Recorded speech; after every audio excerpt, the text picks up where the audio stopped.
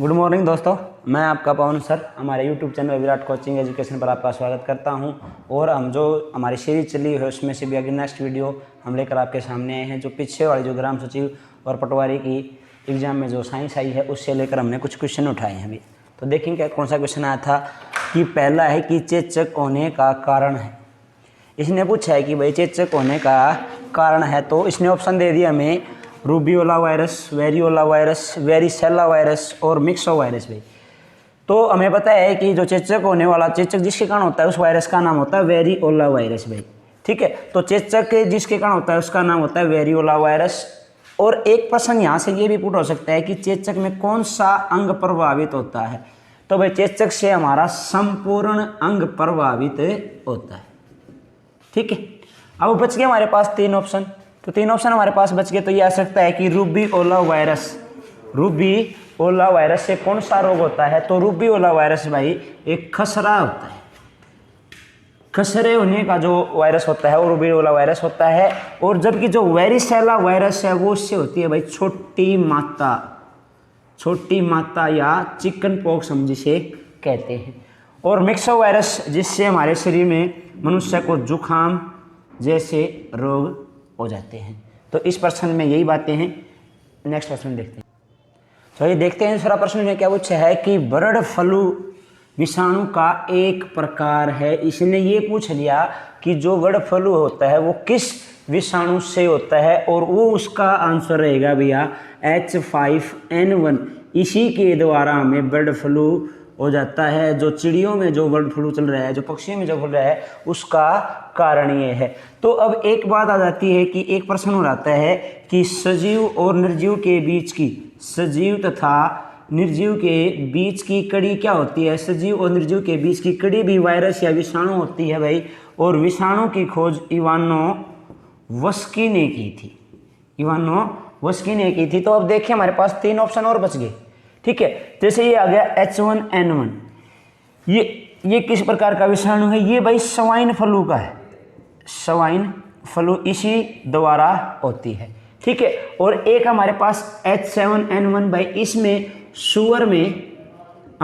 सूअरों में जो बीमारी फैलती है वो इस वायरस के कारण फैलती है। और ये भी जो H9N1 है ये भी एक प्रकार का बर्ड फ्लू है। लेकिन इसका हमें एक ही प्रश्न बताना था कि बर्ड फ्लू का वो बताना था विषाणु का नाम क्या होता है, तो उसका नाम है भाई H5N1। भाई इस क्वेश्चन में हमारे पास इतना ही। तो नेक्स्ट प्रश्न हमारे पास ये आया था कि कृत्रिम रूप से फलों को पकाने वाली गैस कौन सी है।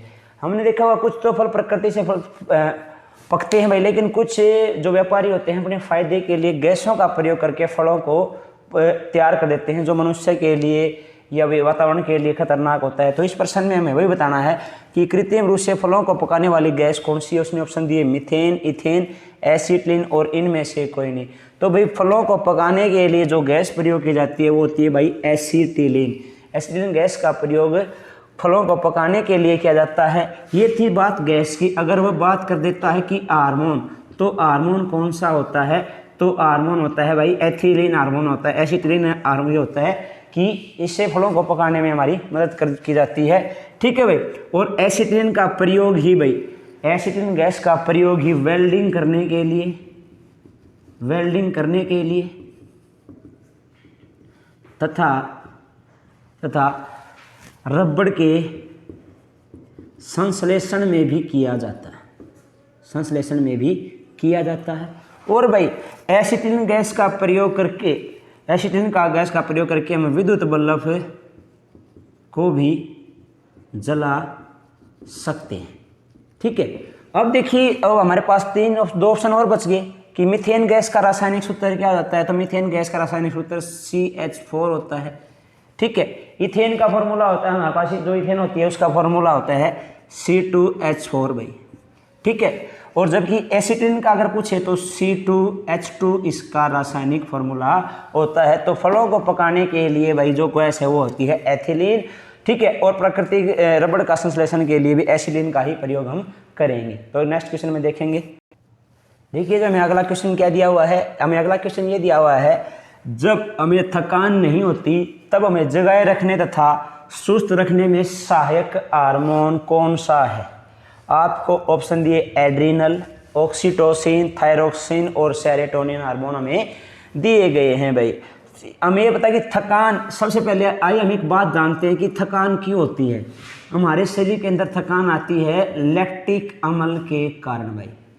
लैक्टिक अम्ल के कारण हमारे शरीर के अंदर थकान आती है, ठीक है, जिससे हमारा शरीर सुस्त पड़ जाता है और हमें नींद आने स्टार्ट हो जाती है, ठीक है। अब इसमें क्या प्रश्न हमसे क्या कर लिया कि जब हमें थकान नहीं होती है, जब हमें जगाए रखने और स्वस्थ रखने में सहायक हार्मोन होता है भाई सेरोटोनिन नाम हार्मोन होता है, जो हमें सुस्त रखने में सहायता करता है।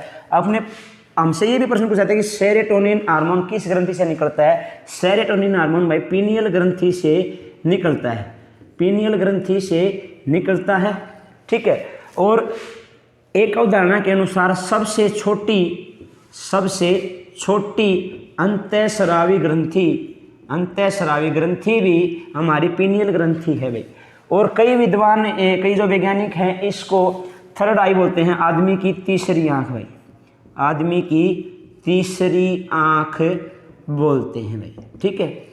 और जो पीनियल ग्रंथि होती है इससे दो हार्मोन निकलते हैं, एक तो हमने पढ़ लिया कि सेरोटोनिन जो हमें सुस्त रखता है, और एक निकलता है मेलाटोनिन हार्मोन निकलता है, जिससे हमारी त्वचा का रंग काला पड़ता है भाई, काला पड़ता है, ठीक है। तो इस ऑप्शन से हमें यह बात पता चली। अब हमारे पास 3 ऑप्शन और हैं, तो देखिए उन 3 ऑप्शन के बारे में हमें क्या क्या प्रश्न देखने को मिल सकते हैं। देखिए एक बार, पहला आता है एड्रिनल हार्मोन भाई। सबसे पहले तो एड्रिनल हार्मोन जो होता है वो एड्रिनल ग्रंथि से ही निकलता है, एड्रिनल ग्रंथि से निकलता है भैया, ठीक है। और इस हार्मोन को फाइट फ्लाइट हार्मोन के नाम से भी जाना जाता है, फाइट एंड फ्लाइट हार्मोन के कारण भी नाम से भी जाना जाता है। और यही वो हार्मोन है जो आदमी को विषम परिस्थितियों से बाहर ले जाता है, ठीक है। फिर उसने ऑप्शन दिया हमारे पास ऑक्सीटोसिन भाई। ऑक्सीटोसिन हार्मोन भाई पीयूष ग्रंथि की पश्चपाली से निकलता है, ठीक है। और भाई दुधारू पशुओं में दूध स्रावण के लिए सबसे अच्छा हार्मोन भी माना जाता है, ठीक है। और प्रसव काल के दौरान पशुओं के गर्भाशय को फैलाने और सिकुड़ने का काम भी ऑक्सीटोसिन हार्मोन का ही है, ठीक है। उसके बाद हमारे पास बचता है ऑप्शन थायरोक्सिन हार्मोन भाई। थायरोक्सिन हार्मोन हमारी थायराइड ग्रंथि से निकलता है भाई, थायराइड ग्रंथि से निकलता है, ठीक है, थायराइड ग्रंथि से निकलता है। और थायरोक्सिन हार्मोन की अधिकता के कारण हमें घेंगा या गवाइटर रोग भी हो जाता है, ठीक है, घेंगा या गवाइटर रोग भी होता है। तो एक प्रश्न ये भी बात है कि अंतःस्रावी तंत्र की सबसे बड़ी ग्रंथि कौन सी होती है, वो होती है थायराइड ग्रंथि, जिसका भार 25 से 30 ग्राम तक होता है। तो दोस्तों इस प्रश्न में हमारे पास इतना था। उसके बाद तो अगला प्रश्न हमारे पास आया था कि निम्न में से किस कोशिकांग को पाचन की थैली कहते हैं भाई। पाचन की थैली किसे कहते हैं, वो कहते हैं भाई हम लाइसोसोम को पाचन की थैली भी कहते हैं, ठीक है, क्योंकि भाई ये मृत कोशिकाओं का पाचन करती है, मृत कोशिकाओं का पाचन करती है, इसीलिए इसको पित्त पाचन थैली भी कहते हैं। इसको भाई हम आत्मघाती बैग भी कहते हैं, आत्मघाती बैग भी कहा जाता है, ठीक है। और भाई इसकी खोज डी डुवे नामक वैज्ञानिक ने इसकी खोज की थी भाई, और ये पाचन का काम करती है, ठीक है, इसलिए इसको मृत कोशिका का पाचन की थैली कहते हैं, आत्मघाती बैग भी कहते हैं। डी डुवे ने इसकी खोज की थी। अब हमारे पास 3 ऑप्शन और बच गए, तो देखिए 3 ऑप्शनों में से हमारा कौन सा है, तो हमारे क्या क्या प्रश्न और पुट हो सकते हैं इस प्रश्न से, ठीक है। तो पहला आता है गोल्जीय काय। सबसे पहले गोल्जीय काय की खोज भाई कैमिलो गोल्जी नामक वैज्ञानिक ने की थी, कैमिलो गोल्जी नामक वैज्ञानिक ने इसकी खोज की थी। और यह फैट तथा वसा का संचय करता है, फैट तथा वसा का संचय करता है और इस कोशिकांग को ट्रैफिक पुलिस कहते हैं भाई। ट्रैफिक पुलिस का नाम दिया जाता है। ठीक है, तो गोल्जी इकाई के बारे में आपसे इतने प्रश्न वो पूछ सकता है। उसके बाद आता है माइटोकॉन्ड्रिया भाई, माइटोकॉन्ड्रिया के बारे में। ठीक है, सबसे पहले तो माइटोकॉन्ड्रिया को हम पावर हाउस कहते हैं भाई, कोशिका का पावर हाउस या रेल का इंजन भी कहते हैं, रेल का इंजन भी कहते हैं। और एक प्रश्न में हमसे पूछा गया था कि जो माइटोकॉन्ड्रिया होता है उसकी आंतरिक दीवारों को हम क्या कहते हैं, उसकी आंतरिक दीवारों को भाई हम क्रिस्टी कहते हैं, क्रिस्टी के नाम से इसको जाना जाता है। और भाई जो माइटोकॉन्ड्रिया है उसके बारे में 3 विद्वानों ने अलग अलग मत दिए थे। सबसे पहले 1880 में कोलिकर नामक वैज्ञानिक ने इसकी खोज की। फिर 1890 में अल्टमैन ने इसको बायोफ्लास्ट का नाम दिया भाई, बायोफ्लास्ट का नाम दिया। और भाई 1896 में बेंडा नामक वैज्ञानिक ने इसको माइटोकॉन्ड्रिया का नाम दिया भाई। ठीक है भाई, माइटोकॉन्ड्रिया का नाम दिया। तो आइए अब राइबोसोम से देखते हैं, राइबोसोम से हमारे कितने प्रश्न निकलते हैं। राइबोसोम यह सबसे छोटा कोशिकांग होता है भाई, सबसे छोटा कोशिकांग है। ठीक है, और भाई इसको प्रोटीन की फैक्ट्री कहते हैं, प्रोटीन की फैक्ट्री कहते हैं। ठीक है, तो ये प्रश्न हमारे इस प्रश्न से निकलते हैं। तो देखिए अगला प्रश्न क्या आता है। तो हमसे अगला प्रश्न ये पूछा गया था कि कोणीय संवेग का एसआई मात्रक क्या होता है भाई। कोणीय संवेग का एसआई मात्रक होता है वो होता है रेडियन पर सेकंड भाई, रेडियन पर सेकंड इसका एसआई मात्रक होता है। और कोणीय संवेग एक भाई अदिश राशि है, अदिश राशि है। ठीक है, अब आता है कि किलोग्राम किसका होता है। तो भाई द्रव्यमान का जो एसआई यूनिट होता है, द्रव्यमान का एसआई यूनिट होता है वो किलोग्राम होता है। और भाई जो तापमान होता है, तो टेम्परेचर होता है उसका भाई केल्विन हमारा होता है। उसके बाद रेडियन भाई, रेडियन होता है भाई ठोस कोण का होता है हमारा, उसका होता है रेडियन भाई। इस कोणीय संवेग का होता है रेडियन पर सेकंड और कोण का होता है रेडियन, ताप का होता है केल्विन और द्रव्यमान का होता है किलोग्राम। इस प्रश्न में इतना ही। ठीक है भाई, अदिश राशि हैं। ठीक है, और ये दोनों भाई हमारी मूल राशियां हैं भाई, मूल राशियां हैं। ठीक है, सबसे पहले अदिश राशि कौन सी होती है। अदिश राशि होती हैं जिनमें हमारे पास केवल परिणाम होता है, दिशा नहीं होती, वो हमारी अदिश राशियां होती हैं। जैसे भाई हमारी होगी अक्षय क्षेत्रफल,